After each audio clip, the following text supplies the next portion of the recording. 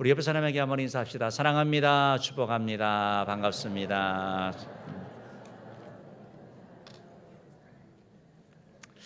감사합니다. 잘 지내셨죠? 우리 지난주 암송구절 말씀 있는데 우리 지난주 암송구절 같이 한번 봅시다. 시작.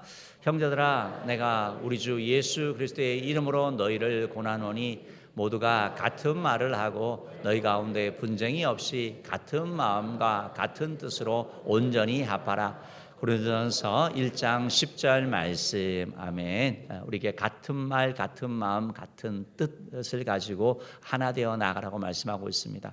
신약 성경에 나오는 고린도 교회는 사랑이 이렇게 많이 역사가 있는 그런 교회였는데 그 교회의 문제가 바로 이렇게 파벌이 많았습니다. 나누어진 교회였기 때문에 그 교회를 향하여 같은 말, 같은 마음, 같은 뜻을 가지고 나아가야지 교회가 교회 역할을 감당할 수 있다라는 말씀을 하면서 귀한 교훈을 줍니다. 우리 모두도 마찬가지죠. 교회가 하나 되지 못하면 마귀와 싸우지 못하고 우리 내부에 싸우게 되고 교회가 마땅히 감당해야 되는 전도와 선교를 감당하지 못하게 됩니다. 그래서 우리가 같은 말, 같은 마음, 같은 뜻으로 품고 나아가는 교회 되게 해달라고 기도하시고 또 그렇게 쓰임받는 여러분 되기를 바랍니다. 이번 주 암송구절 말씀 같이 봅시다. 시작. 믿음의 선한 싸움을 싸우라. 영생을 취하라. 이를 위하여 네가 부르심을 받았고 많은 증인 앞에서 선한 증언을 하였도다. 디모데전서 6장 12절 말씀. 우리는 믿음의 선한 싸움을 싸워야 되는 것을 말씀하고 있는데요. 이번 한 주도 묵상하시고 또 암송하시면서 나아가기를 주님으로 축복합니다. 그래서 오늘 여러분과 함께 예배의 자리로 초청합니다라는 제목으로 시편 95편을 가지고 이렇게 말씀을 나눌 것입니다.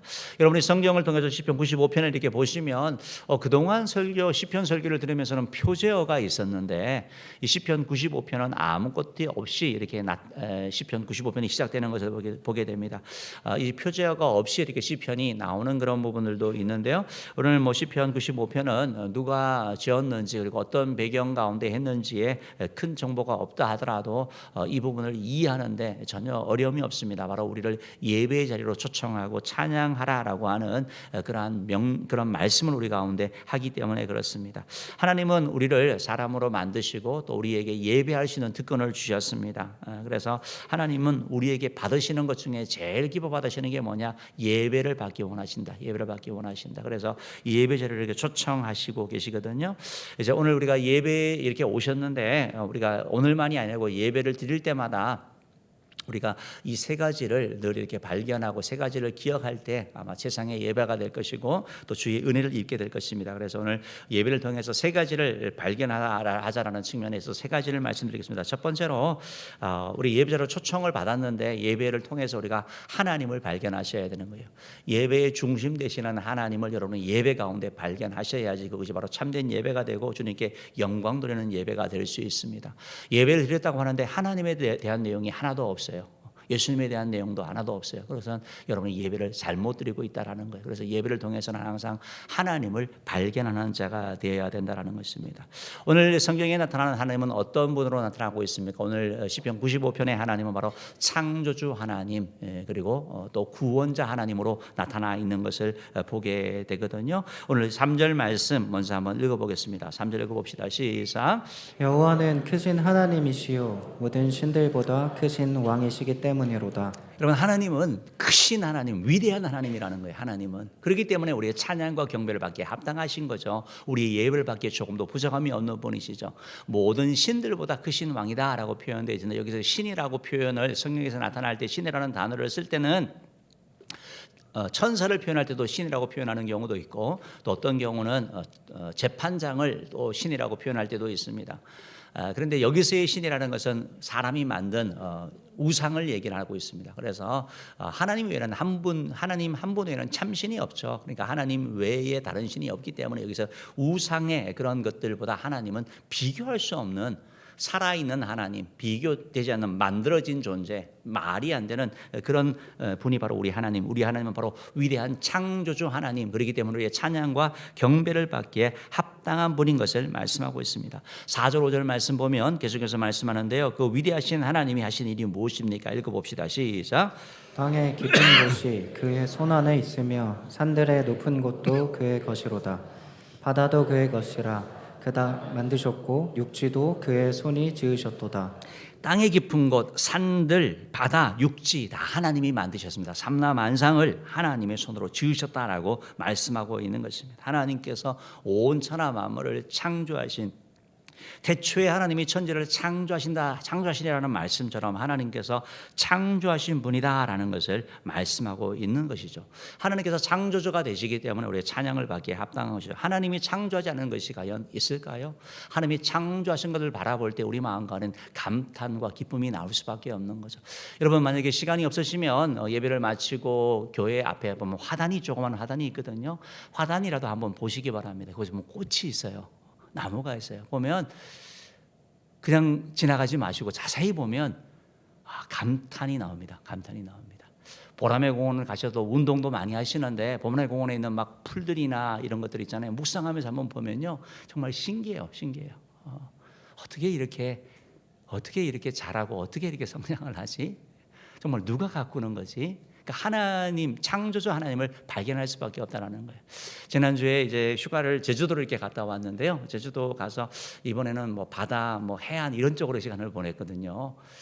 저는 제주도 가서 지금까지 바다를 그렇게 본 적은 별로 없었어요. 다 이제 무슨 놀이공원 이런 거 있잖아요. 그런 쪽으로 많이 다녔었는데 이번에 바다를 보니까 바다가 그렇게 아름답더라고요. 그래서 우리가 부른 찬양처럼 주 하나님 지으신 모든 세계 내 마음속에 그리워볼 때 주님의 높고 위대하심을 찬양할 수밖에 없는 것.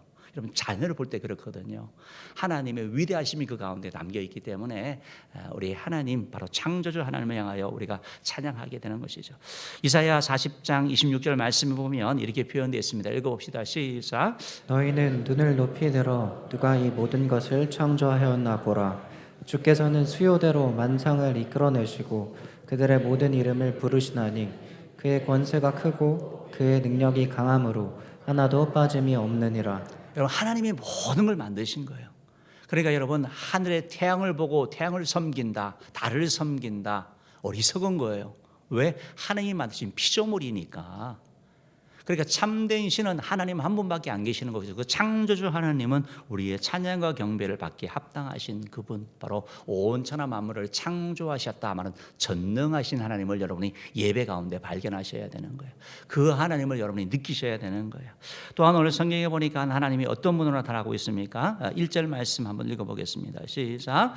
보라, 우리가 여호와께 노래하며 우리의 구원의 반석을 향하여 즐거이 외치자. 계속 얘기합니다. 하나님을 노래하고 즐겁게 외치자. 하나님은 우리의 구원의 반석이 된다. 하나님은 우리의 구원이 된다라고 말하고 있는. 그러니까 시편의 이 95편은 누가 했는지는 몰라요. 그런데 고난과 역경 가운데 하나님의 구원을 경험한 거예요.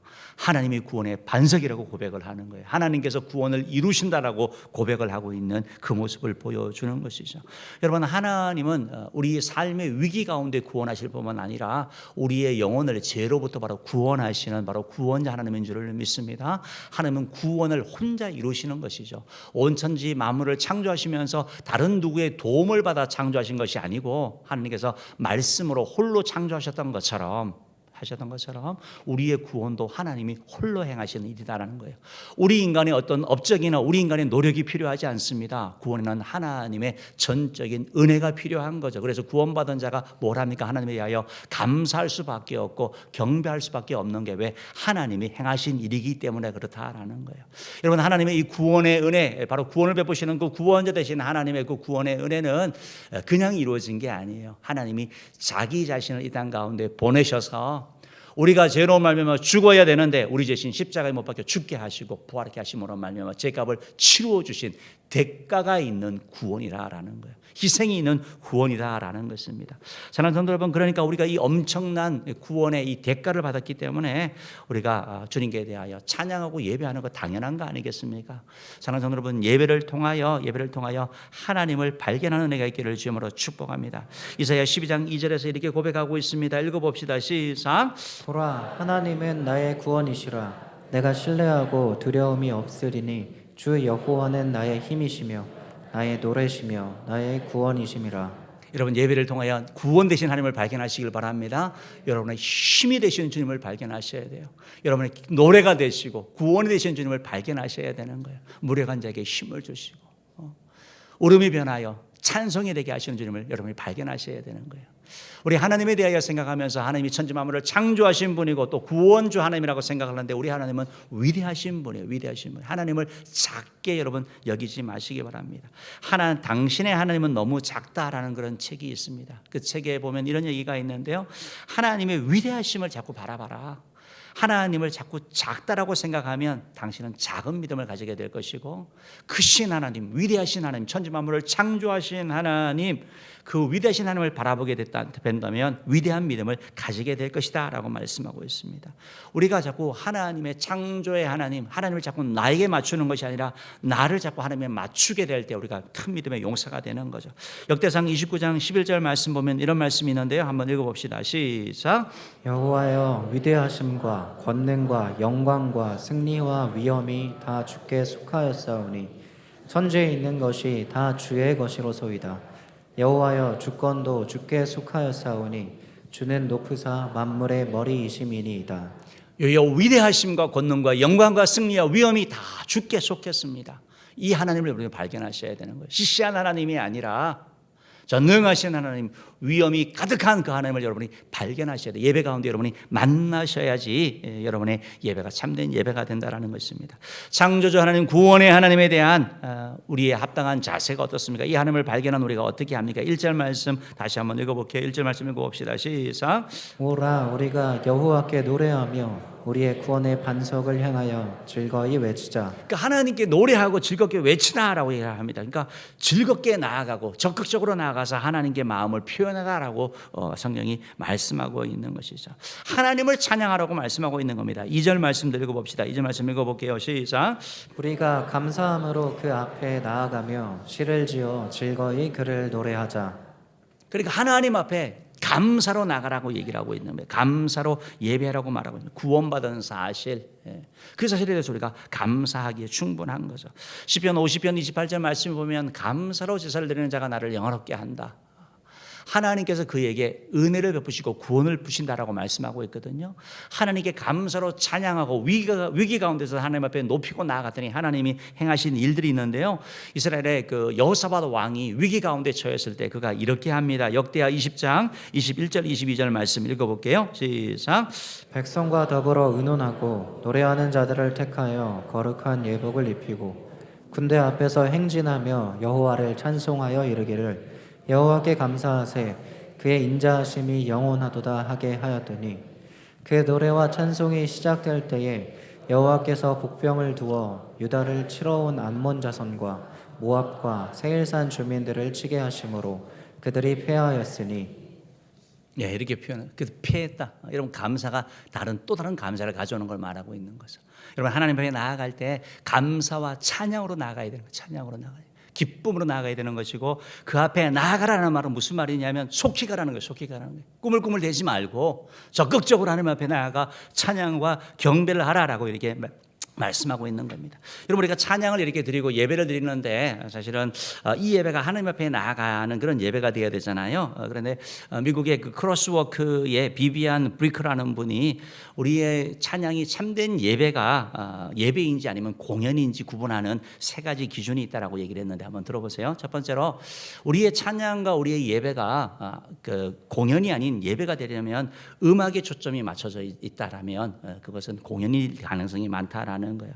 그러니까 참된 예배 드리는 것보다 음악적인 형식이나 수준에 초점이 맞춰져 있지 않느냐라는 걸 보라는 겁니다. 하나님께 찬양 드린다라는 것보다 오히려 뭐 조명이 어떻고 아니면 뭐 음향이 어떻고 이런 부분에 더 많이 신경을 쓴다면 우리의 마음이 하나님이 아니라 공연이 되기 쉽다라고 얘기를 하고 있습니다. 교회는 공연자들을 위한 공간이 아니고 예배자를 위한 것이죠. 그러니까 하나님 앞에 예배를 할 때 여러 가지 악기들 동원하고 하는 것도 좋은데 필요한데 근데 그것이 반드시 해야 되는 것은 아닙니다. 그보다 더 중요한 게 있는데 뭐냐면 우리의 마음이 들여져야 되는 거예요. 찬양대가 오늘 은혜로운 찬양을 했는데 그 찬양 가운데 마음이 있어야 되는 거거든요. 음정이 좀 틀려도 상관은 없어요. 근데 그거보다 더 중요한 게 뭐냐? 하나님께 드리는 마음이 있는 거, 마음이 드려지는 거. 이게 있다 그러면 그것은 바로 예배가 되고 찬양이 된다라는 겁니다. 그렇지 아니하면 보여주는 그런 공연이 되기 쉽다라고 지적하고 있는 것을 보게 되는 것입니다. 또한 이분은 음악적인 거에 관심이 지나치게 많을 때, 또 사람에게 초점이 맞춰져 있을 때, 예수님보다 사람에게 초점이 맞춰져 이 찬양을 하고 하는데 주님께 따른 찬양이 아니고 옆에 있는 사람에게 자꾸 신경이 쓰이고, 아니면 찬양이 인도하는 사람이나 뭐 드럼을 하는 사람이나, 막 우리나라는 덜하지만 외국은 많이 보러 가거든요. 공연자를 보러 갑니다. 그러니까 찬양을 드리는 게 아니라 저 싱거가 어떻게 하지? 그걸 보러 가는 거. 사람에게 초점이 맞춰져 있는 것은 참된 예배가 아니다라고 얘기를 하고 있습니다. 예배는 절대적으로 사람 중심이 되면 안 되고 하나님 중심이 돼야 되기 때문에 그러는 것이죠. 또한 우리의 찬양과 예배가 바로 온전한 찬양이 되고 공연이 되지 않으려면 음악이 아니고 우리의 마음에 초점이 맞춰야 되고, 사람이 아니라 예수님께 초점이 맞춰야 되고, 또한 다른 교회의 예배와 비교한다고 할 때 우리는 참된 예배가 드릴 수 없다라는 거예요. 교회마다 예배가 다 다르고 또 찬양이 다 다른데 자꾸 비교하게 되면 우리의 마음이 하나님께 초점이 아니라 자꾸 보여지는 것에 자꾸 마음을 뺏길 수밖에 없다라는 거예요. 여러분, 하나님의 눈으로 바라봤을 때는 좀 부족한 자녀 노래해도 좋고, 그죠? 잘하는 사람이 해도 좋고, 그게 좋은 거지. 서로 막 비교하고 경쟁하고 하는 이런 태도로 간다는 것은 하나님이 아니라 자꾸 우리 중심이 된다라고 말씀하고 있는 것입니다. 사랑하는 성도 여러분, 하나님은 우리의 창조주가 되시고 우리의 구원자가 되십니다. 예배를 통하여 하나님을 발견하시기를 주님으로 축복합니다. 우리를 용서하시는 주님을 여러분이 발견하셔야 되는 거예요. 우리를 사랑하시는 주님을 발견하셔야 되는 거예요. 여호와 이레의 하나님을 여러분 예배 가운데 만나셔야 되는 거예요. 내가 어떻게 살아가야 될지 모르겠는데 내 길을 인도하시는 주님, 질병 가운데 있을 때 여호와 라파의 하나님, 치료하시는 하나님을 여러분이 만나셔야 되는 것이고, 마음이 불안과 두려움 가운데 있을 때 여호와 샬롬의 하나님, 내가 마음 가운데 평강 주시는 주님을 만나야 될 줄 믿습니다. 바라기는 여러분이 예배를 통하여 하나님을 만남으로 말미암아 우리 마음이 또 하나님을 바라보고 하나님께 대한 온전한 찬양과 감사를 올려드리는 우리 모두 되기를 주님으로 축복합니다.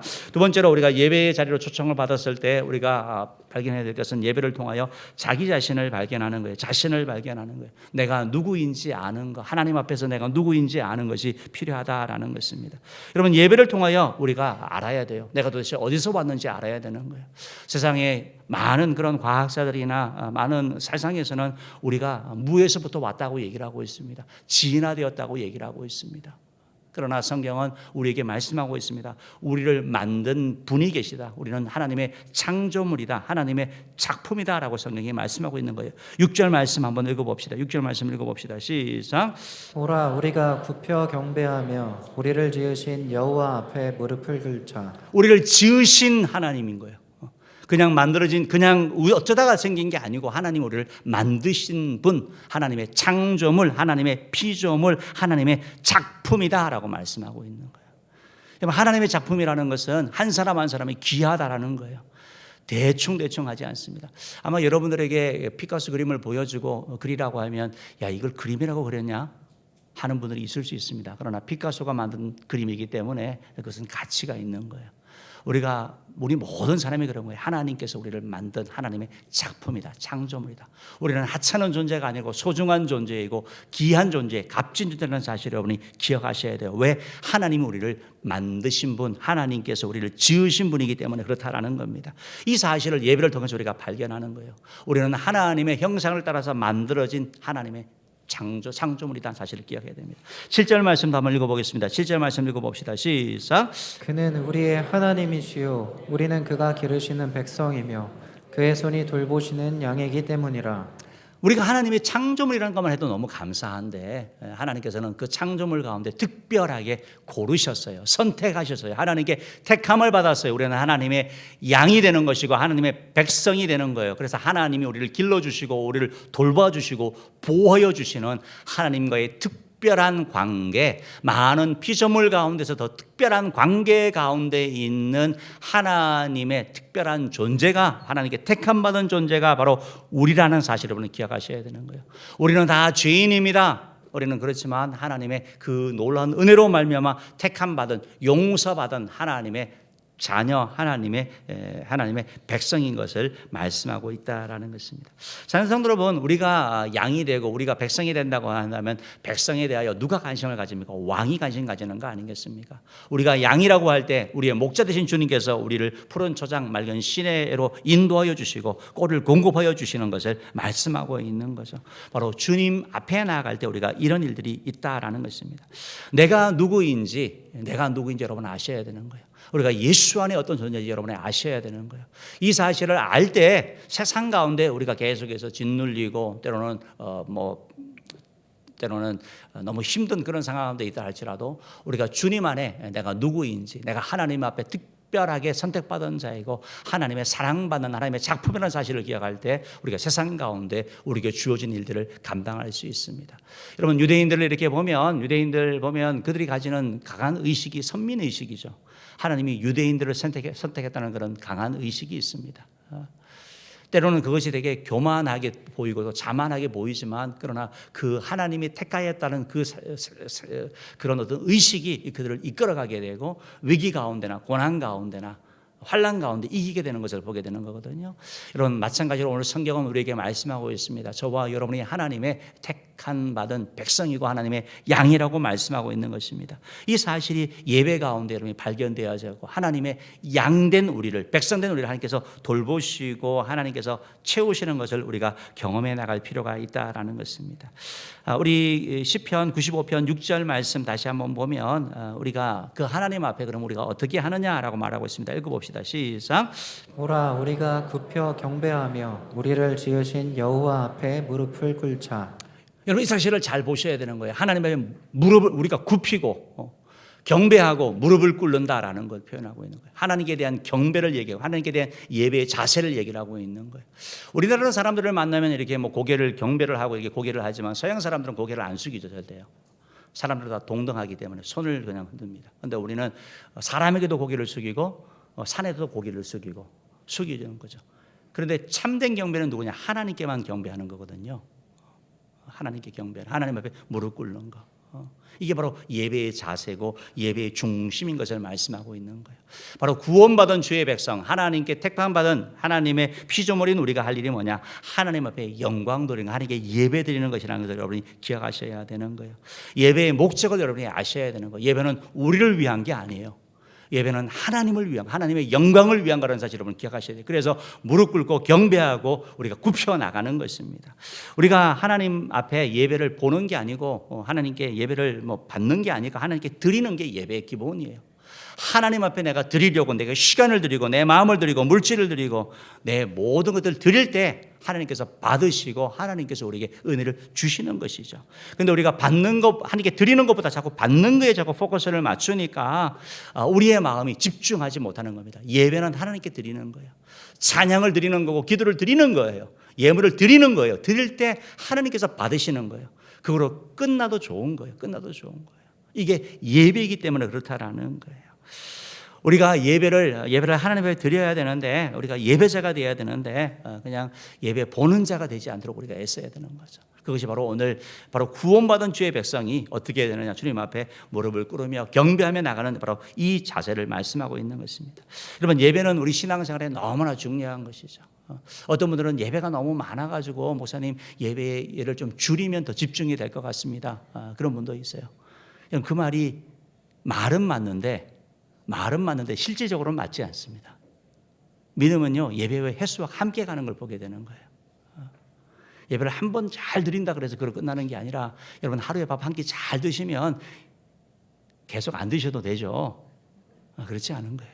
예배가 똑같은 거예요. 영적인 양식이기 때문에 많이 드리면 드릴수록 좋은 게 예배라는 거예요. 그래서 하나님 앞에 우리가 신령과 진정으로 이렇게 나가야 되는 것이고, 여러분 이스라엘 백성들의 실패의 그 원인이 뭡니까? 예배의 실패 아닙니까? 예배의 실패. 예배의 실패가 그들의 삶 가운데 위기를 가져온 거고, 어떤 상황 가운데서도 예배의 승리자가 될 때 일어나게 되고 회복되게 된다는 것입니다.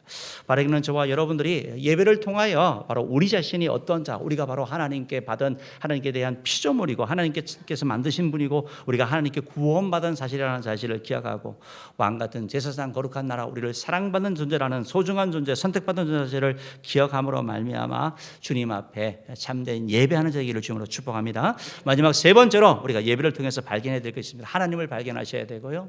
그리고 또 여러분 자신이 누구인지 발견해야 되고, 마지막 세 번째는 하나님의 뜻을 여러분이 발견하셔야 되는 거예요. 예배를 통해서 하나님은 계속해서 말씀하시는 거예요. 우리에게 깨닫게 하시는 거예요. 그리고 나서 우리를 변화시켜 나아가기를 원하시는 것입니다. 우리의 생각을 바꾸고 우리의 말을 바꾸고 우리의 가치관을 바꿔가기를 원하는 거예요. 내가 정말 주님 닮은 자로 만들어가기를 원하시는 것이 바로 우리 주님이라는 것입니다. 그렇기 때문에 우리가 예배를 통하여 하나님의 뜻을 발견할 그럴 필요가 있다라는 것입니다. 오늘 성경 시편 95편 7절 B 부분 말씀 한번 읽어보겠습니다. 시작. 너희가 오늘 그의 음성을 듣거든. 음성을 듣거든이라고 표현되어 있어요. 여러분, 예배는 뭐예요? 하나님의 음성을 듣는 거예요. 하나님의 음성을 들으러 우리가 모인 거예요. 하나님의 말씀 들으려고 온 거예요. 하나님의 뜻을 알기 위해서 모인 거예요. 하나님의 음성을 듣는다라는 이 말씀이 너무나 중요하다. 귀를 기울이는 걸 말하는 거예요. 그냥 빨리 끝내버리는 게 아니라 하나님 나에게 말씀하여 주옵소서. 때로는 하나님께서는 찬양을 통해서도 말씀하여 주는 거예요. 찬양 부르는데 하나님께서 내 마음 가운데 말씀하셔요. 때로는 장로님의 기도를 통해서, 집사님의 기도를 통해서도 주님께서 말씀하고 있다라는 거예요. 성경을 읽는 그 구절이 우리에게 말씀하기, 때로는 설교를 통해서도 말씀하신다는 거예요. 하나님께서 계속해서 말씀하기 원하는 것이고, 그리고 이 말씀하시는 주님, 이 음성을 들으려면 우리의 마음이 준비가 돼야 되는 거예요. 막 엎지고 와가지고는 여러분 예배가 잘 되지 않습니다. 지난번에 이제 이스라엘 선교사님이 오셔서 우리 교회 예배를 드렸잖아요. 이스라엘은 예배를 이렇게 한 번 드리면 장시간 드리더라고요. 토요일 날 모여서 장시간 드리는데 준비하는 시간이 한 1시간 정도, 찬양하고 막 엄청 길어요. 그렇게 예배를 하다가 한국 교회에 와서 예배를 드리니까 한국 교회는 빨리빨리 끝난대요. 다 이렇게 마음이 열리지도 않았는데 끝난대요. 그래서 너무 이상하다고, 찬양을 하고 기도하고 이러면서 마음이 다 열려가지고 말씀을 들어야 되는데 막 빨리 그냥 숙제하듯이 그 부분이 너무 힘들었다고 말씀하시더라고요. 여러분, 우리의 예배가 그럴 때가 있거든요. 그래서 우리가 마음을, 가정에서부터 우리가 올 때부터 마음을 사실은 여는 거 아니겠습니까? 올 때부터 열고 또 예배 시간이 가까우면 일찍 오고 기도하고 해서 하나님 나에게 말씀하옵소서라는 자세를 취해도 그때 말씀이 이제 들려지는 거죠. 하나님의 음성이 여러분 가운데 이렇게 들려지는 거예요. 주님께서 사랑하라라고 말씀하실 때가 많죠. 하나님께서 기도해라, 좀 부르짖어라. 왜 그 상황 가운데 있느냐?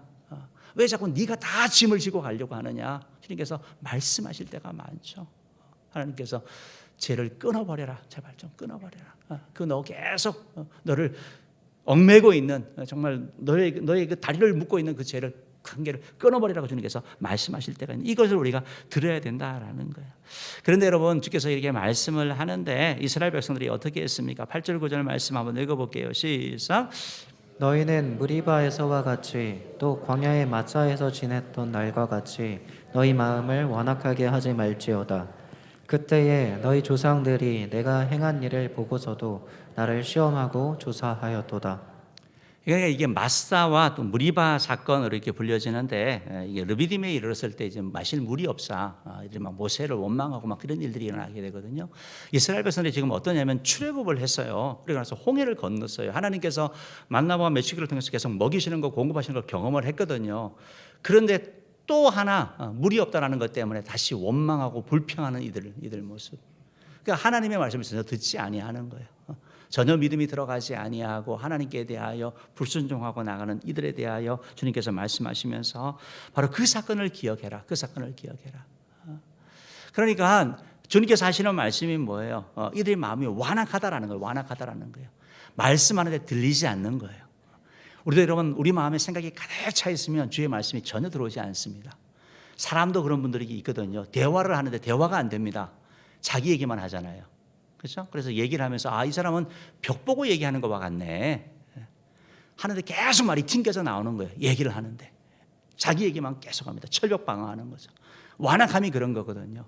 하나님의 말씀을 듣지 않는 거예요. 내가 맞는 거예요. 내가 옳은 거예요. 지금 그런 삶을 이렇게 살아가고 있다라고 말씀하고 있는 거거든요. 그러니까 이런 자가 되지 말라. 주께서 말씀하시면 그 말씀에 불순종하는 자가 되지 말고 순종하는 자가 되라고 말씀합니다. 로마서 2장 5절 말씀 보면 이런 말씀이 있는데요. 한번 읽어봅시다. 시작. 다만 내 고집과 회개하지 아니한 마음을 따라 진노의 날 곧 하나님의 의로우신 심판이 나타나는 그날에 임할 진노를 내게 쌓는도다. 하나님의 음성 들으면 너 과거의 조상들이 실패했잖아. 그들처럼 완악하게 하지 말라고 말하고 있는 거예요. 그러니까 그들의 실패를 반면교사로 삼으라고 말씀하고 있습니다. 우리의 고집과 회개하지 않는 이 마음으로 말미암아 심판받지 않도록, 진노가 쌓이지 않도록 주께서 우리에게 깨우치라고 이렇게 말씀을 하고 있는 거죠. 계속해서 주님이 말씀합니다. 우리 10절 말씀 한번 읽어봅시다. 시작.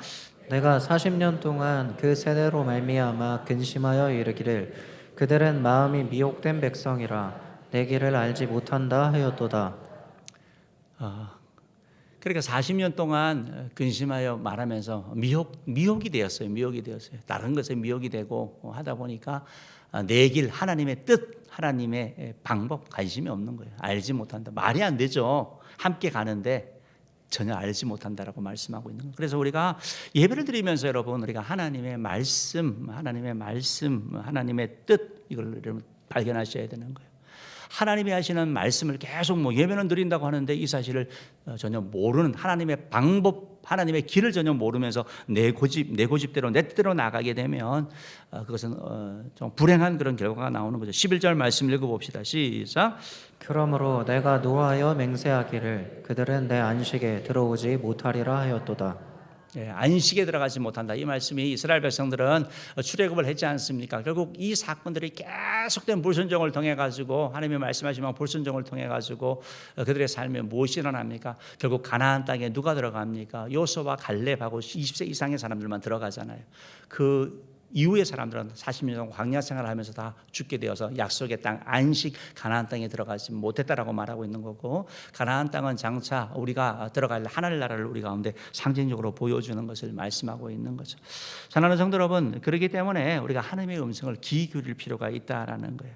하나님의 음성을 우리가 들을 때 쉽게 순종하고 나가게 되는 것입니다. 우리 PPT 한번 좀 보여주시면 좀 설명을 조금 드리겠는데요. 이분이 이제 그 장로님이시거든요. 장로님이신데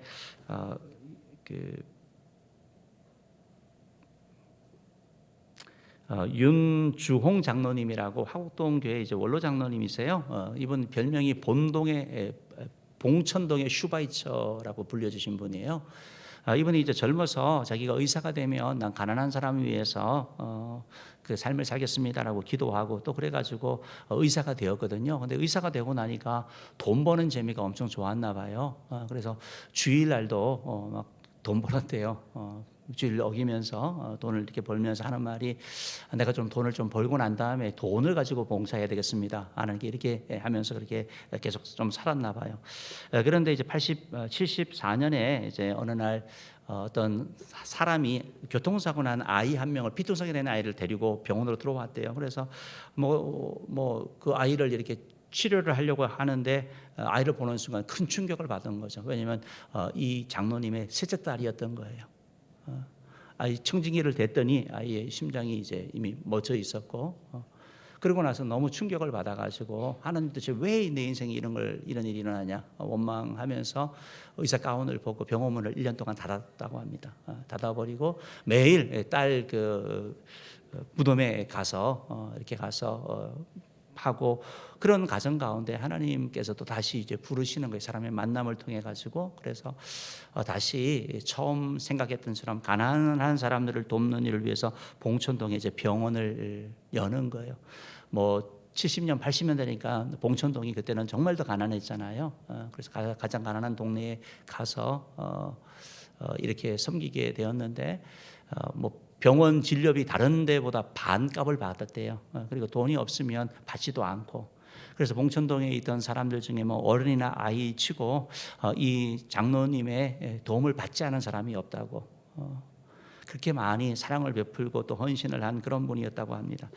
또 이런 그런 에피소드도 있더라고요. 어느 날 이렇게 왕진을 옛날에는 다녔는데 왕진을 하고 이렇게 오는 길에 강도를 만났대. 옛날에는 막 강도가 있었잖아요. 칼 들고 강도를 만났는데 다 내어놓으라고 얘기를 하는데, 강도가 저분 얼굴을 보더니 우리 아들 무료로 치료해 주신 분이라고 그냥 보내드리라고.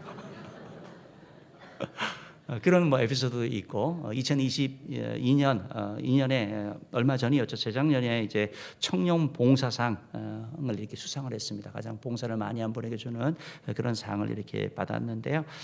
저분이 이 여러 무인도나 아니면 이렇게 가난한 섬 지역에 가서 뭐 의료 봉사한 거는 말할 것도 없고 장학 기금을 마련해서 장학금으로 장학생들도 많이 하고 저분이 이제 그런 얘기를 하는 거죠. 이제 고난이 이제 하나님 앞에 상처가 치료가 되는 것, 영광이 된다라고 이렇게 얘기하고 있는데요. 그러니까 어떻게 보면 때때로 하나님께서 우리에게 계속 말씀하시잖아요. 말씀하시는데 우리가 잘 듣지 않는 것 같아요. 그런데 우리 삶에 이제 어려움이 닥치고 때로는 어떤 환란이 있으면 그때 깨닫게 되거든요. 그때라도 깨닫는 것은 너무나 잘하는 거예요. 그런데 저는 우리 은혜 모든 성도들이 우리 삶 가운데 좀 지혜로운 사람이 됐으면 참 좋겠어요. 그래서 제가 저희 집사람에게 그런 얘기를 하는데요. 두들겨 맞고 돌아가지 말고 알아서 가자. 하나님 앞에서 인생도 그렇거든요. 하나님께서 계속해서 말씀하시고 안 되면 하나님께서 때로는 어려움을 통해서도 우리에게 말씀하시는 것이죠. 왜? 우리를 사랑하시니까, 우리를 의의 길로 인도하기 위해서. 사랑하는 성도 여러분, 예배 때마다 주의 음성을 듣는 자 되기를 주님으로 축복합니다. 하나님의 말씀을 들어야지 여러분이 살 수 있습니다. 하나님의 말씀은 우리를 살리는 말씀이고 우리에게 소망 주는 말씀이고 우리를 이끄는 말씀입니다. 이 말씀을 듣는 저 여러분들에게 주님으로 축복합니다. 우리 모두가 드려야 될 말씀이 있는데요. 이 말씀 같이 읽어봅시다. 디모데후서 4장 2절 말씀인데요. 읽어봅시다. 시작. 너는 말씀을 전파하라. 때를 얻든지 못 얻든지 항상 힘쓰라. 범사의 오래 참음과 가르침으로 경책하며 경계하며 권하라. 이 말씀은 예수 믿는 모든 사람이 들어야 될 말씀이에요. 이거는 목사만이 아니고 또 우리 전도자라는 권사님, 장로님만이 아니고 모든 사람에게 해당되는 거. 왜냐하면 우리 여러분 한 사람 한 사람 주위에 예수 믿지 않는 영혼들이 있거든요. 지옥 가는 영혼들이 있거든요. 그러니까 때를 얻든지 못 얻든지 항상 힘쓰라. 우리가 초청축제를 위해서 이렇게 달려가고 있는데 주의 음성이 여러분 가운데 들려지고 이를 위해서 함께 또 기도하고 함께 협력함으로 말미암아 정말 주님의 일하심을 목도하는 우리 모두 되기를 주님으로 축복합니다. 기도하겠습니다.